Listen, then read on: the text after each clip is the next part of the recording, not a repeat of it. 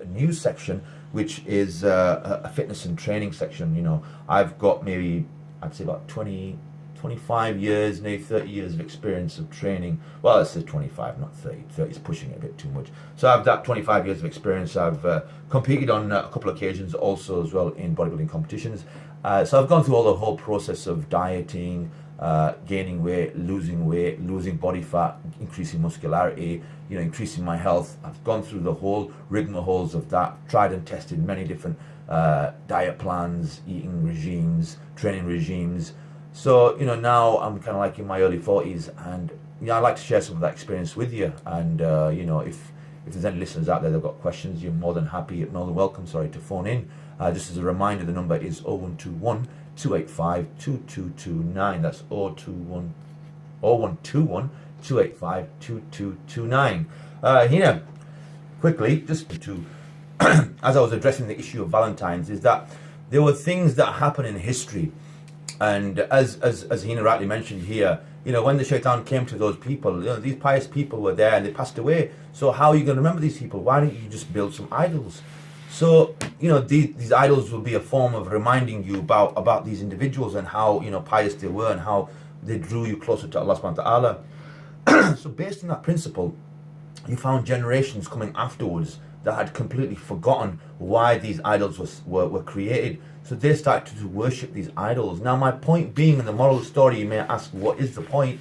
Is that when we don't have a very clear vision of Islam, when we don't really present Islam holistically to our children, then they're going to adopt a view that is a very partial view of Islam. So we can... I think sorry, Asif, I'm just interrupting you. I think the biggest problem that exists is that we do not look into what we adopt and what we include in our lifestyle. So, for example, we had Christmas and there were Muslims celebrating Christmas, and now we've got Valentine's, and no doubt there will be Muslims celebrating Valentine's. But if you look at the history of Valentine, it's not Islamic, but it's actually a Roman pagan a celebration that used to take place, where they used to sacrifice dogs and goats for the sake of love. So if you actually read up on the history of what Valentine was actually about, to be honest with you, it repels you from actually celebrating the day. I mean, interesting enough, I think there's a few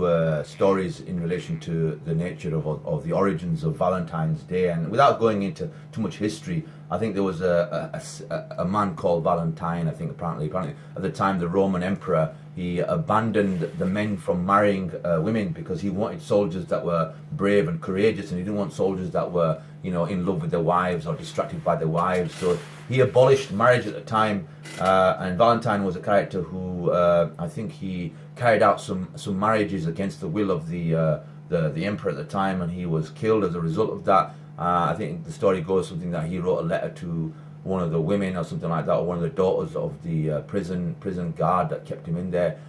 I don't know how true it is or whether it's a fabricated story or anything like that, but the point being is that, look, we don't know the essence and the true essence of it, but where it's come from and where it has become today, what we do know is that it promotes promiscuity amongst the Muslim community. It encourages us to sort of engage with the opposite sex on a notion that, let's be a boyfriend and girlfriend scenario. And look, and the thing is, I'm sat here talking about this, and I know that from previous times where, I wasn't practicing deen, these are things that maybe I'd engage with and engage, this time of year, you'd do stuff to sort of promote Valentine's Day. But, since my awakening and since my kind of understanding of Islam has developed, and I've understood Islam more holistically and comprehensively, these things to me now, I detest them. I really have a hatred for them because I see the damage it's doing.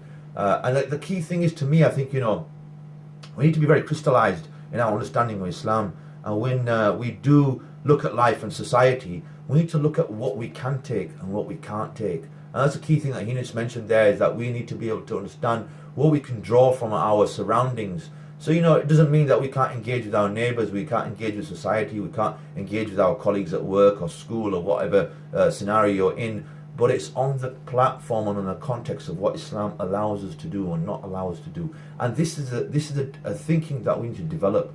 We can't allow society's trends to determine our lifestyles and our personalities.